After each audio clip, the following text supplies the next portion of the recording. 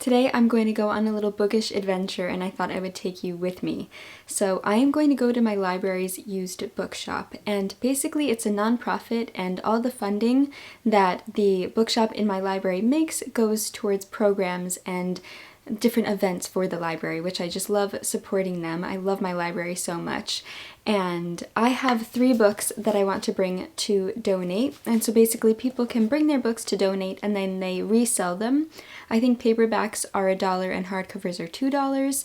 And I have 3 books here. The first one I think I got at the library, their little bookshop, for like 50 cents or $1.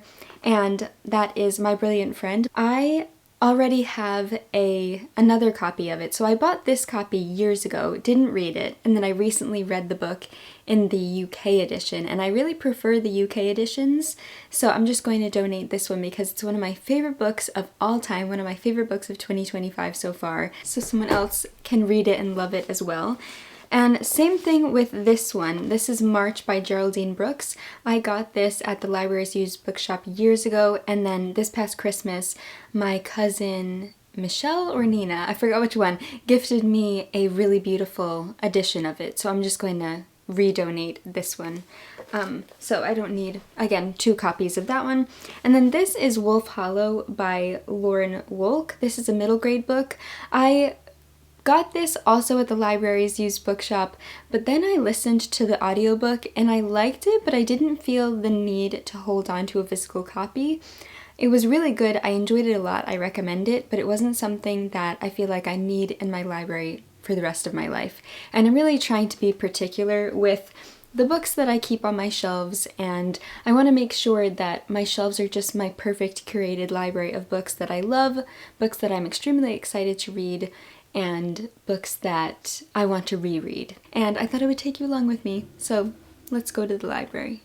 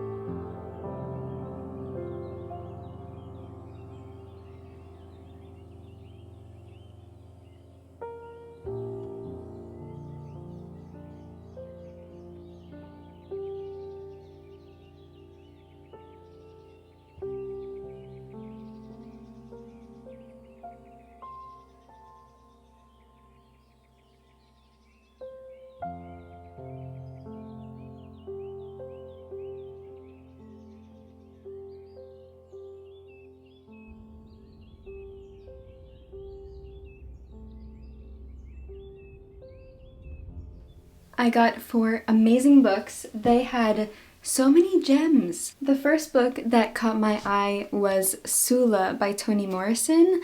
I have only read Beloved by Toni Morrison, but I've really been wanting to read more of her other works. And recently I have been binging Melissa's videos on YouTube. I think her other username is the Post Office Girl.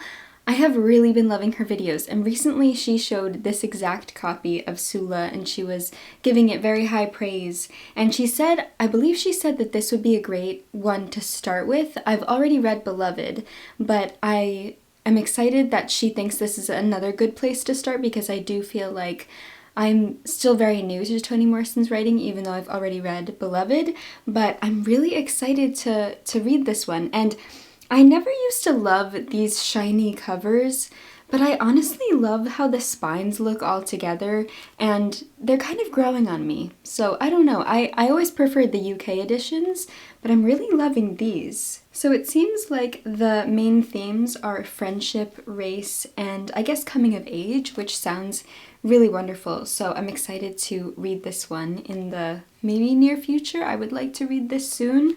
But I was so excited to see this one, and if you haven't checked out Melissa's videos, I highly recommend them. I'll tag her because I've been loving her videos so much. The next 2 books I found are Russian, and if you guys don't know, I love Russian literature. I have a whole playlist of Russian lit videos on my channel, and I found these Russian short stories in the Penguin Black Spine collection, and it's in stunning condition. It doesn't even look like it's been read.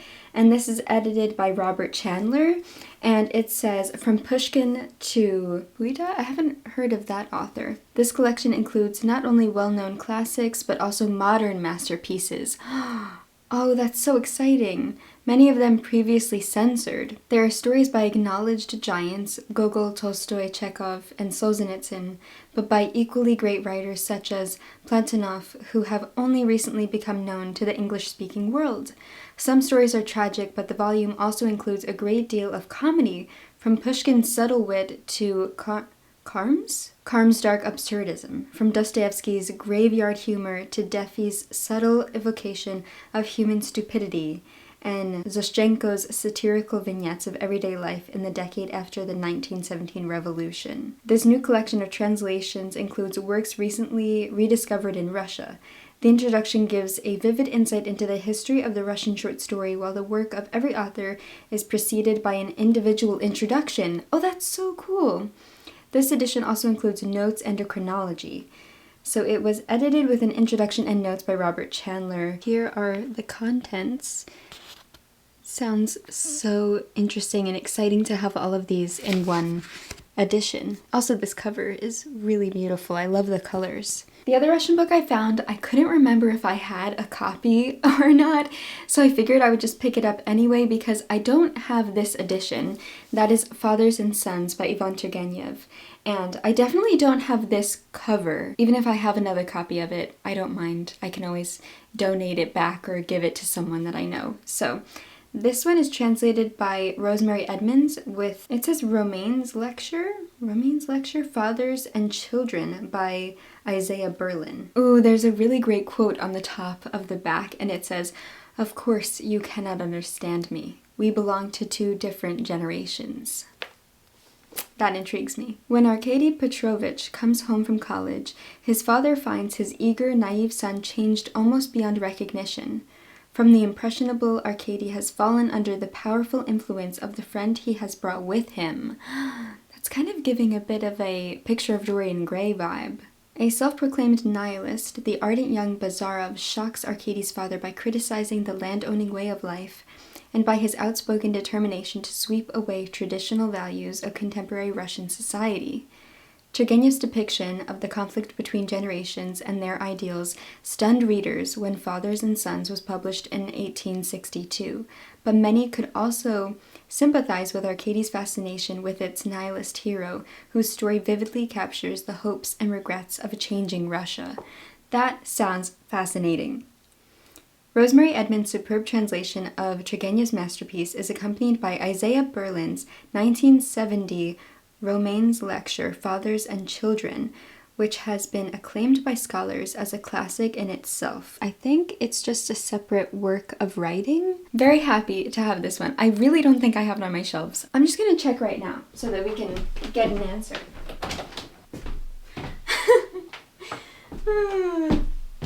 LOL, LOL, LOL, LOL, LOL, LOL. Okay, I knew I didn't have this copy of it, but I do have a copy of it. But I don't think... Okay, it's a different translation. It says, translated with notes by Peter Carson, with an introduction by Rosamund Bartlett. This one doesn't come with the Romanes... I'm not even sure if I'm saying that correctly. Romanes lecture, Fathers and Children, and it's a different translation, so I would be intrigued. If you've read Fathers and Sons, I would love to know which translation you prefer. Couldn't remember, and I didn't want to leave it there in case I didn't have it. Anyway, you live and you learn. The last book that I picked up at the library I was so excited to see there, and that is Mariah Edgeworth's Belinda. So recently I have been obsessing over the podcast, which is on Spotify. I listen on Spotify, but they also have a YouTube channel, and it is JASNA. It is the Jane Austen Society of North America. And I have been obsessively listening to their episodes because they have so many fascinating episodes on different aspects of Jane Austen's stories, as well as the time period, and just so many different elements that are associated with Jane Austen. And recently they were talking about, they did an episode about the books that Jane Austen has read, and I know that there's a new book, I forgot the author, Rebecca Romney. She came out with a new book called Jane Austen's Bookshelf, and I am so annoyed. I went to Topping in Bath, and they had a signed copy of it, and I really wanted to get it, but I also was getting a bunch of other books, and I felt guilty to get a new hardcover because it was a bit expensive. But ever since then, I've been regretting not getting it. But it doesn't matter. I can just get one that's not signed. But ever since then, I've really been wanting to read it. Anyway, Rebecca Romney was a guest on JASNA, the Jane Austen Society of North America, their podcast. I will also link them in the description. You should definitely check out their podcast. But they were talking about how Jane Austen has read a lot of Mariah Edgeworth. Specifically, she mentions that she has read Belinda. I believe Belinda is referenced in Northanger Abbey? Potentially? I think so. And ever since hearing about the different books that Jane Austen has read, when I listened to that episode, I've really been wanting to read more of the books that Jane Austen has read. I've read The Mysteries of Udolpho by Anne Radcliffe, which was a huge inspiration to her writing Northanger Abbey, and they even mention it in Northanger Abbey. So I really want to read Mariah Edgeworth, I really want to read Belinda to see, and I just want to read the other books that Jane Austen was reading and was influenced by. So I'm so excited that I found this one, and it's also in really great condition as well. As you guys saw, I think I filmed myself noticing that they had this, and I got very excited. So those are the 4 books that I picked up, and they really, sometimes I go there and they have nothing, and sometimes I go there and they have 4 books that pique my interest. So I hope that you enjoyed coming along with me and seeing what books I found and picked up. I would love to know if you have read any of these and what you think of them. Do you also listen to JASNA, the Jane Austen Society? And have you read any Toni Morrison? Do you also have any other Toni Morrison recommendations? I would love to know what you think about Fathers and Sons, the translations. So I would love to hear from you in the comments, and I would just love to know what you're currently reading. I love chatting with you, so that's why I always ask questions at the ends of my videos, because I like seeing what you're up to. But anyway, thank you so much for watching this video. I really hope that you enjoyed. I will see you again very soon in another video, and as always, happy reading.